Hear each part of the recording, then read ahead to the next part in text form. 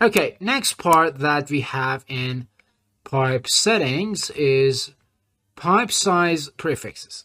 Through this option, you can specify a symbol representing the pipe size in the tag before the amount or the number of our size, which we can set in Instance Properties window. Okay, let me elaborate to make this more understandable. I'm going to go ahead and select this pipe. Then in Instance Properties, we can find an option called Size. And we can see some specific dimensions here, for example, 110 millimeters. All right. If I go to Annotate and then select Tag by Category, then click on one of the pipes here, it'll show the numbers that we had in Instance Properties here in our viewport as well. See?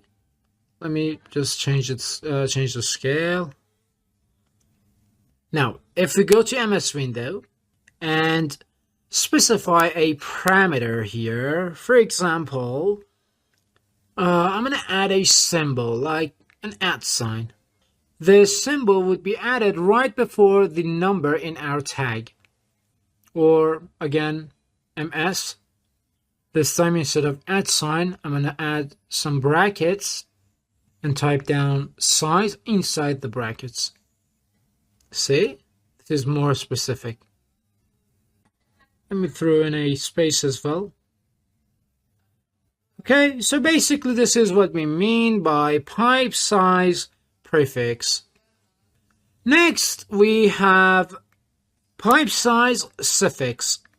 This is somehow the same as the last item, but this time instead of prefix, we have suffix. I mean, the symbol would be added after the number. So let me specify something. Again, I'm going to add some brackets, or any other symbol that we want to, or even text.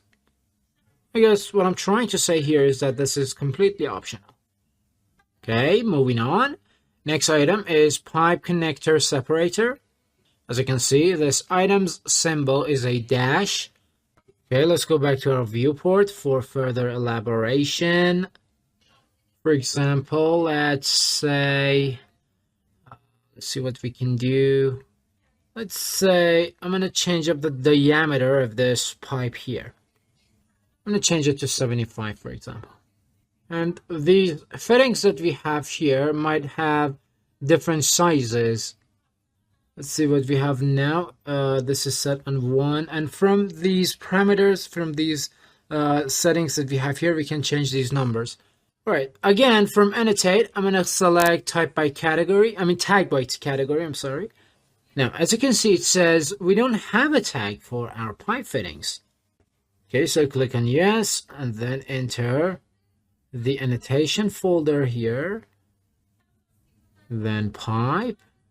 Then in here, we should select Pipe Fitting Tags.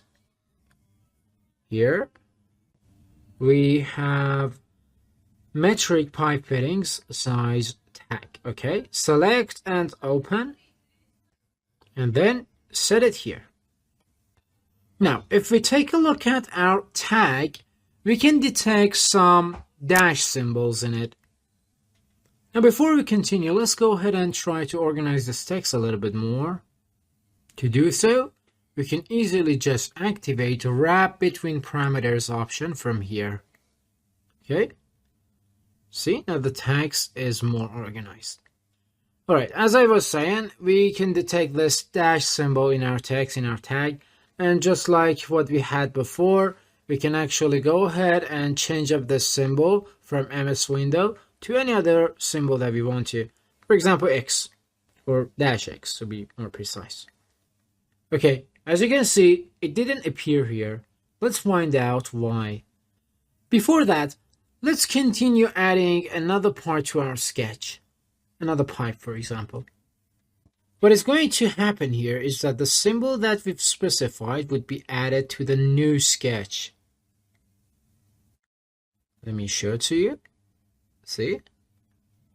Okay, what I'm trying to tell you here is that this is not your problem. This is a glitch in Revit software itself. I mean, we had this problem since the 23rd version of the software. But this is not a huge problem. They can easily be modified. You can just move your cursor on one of these pipes, then press tab. Tab again to select everything. Remember, you should press tab to select everything until everything would be selected. This is very important. It might be only one tab, it might be 10. After we select them, we have this item up here, reapply type. Again, I should mention that later on during our course, we're going to go through all of these items here in more details and more completely. And here we're just going to use it to solve our problem, so don't worry if you didn't understand it.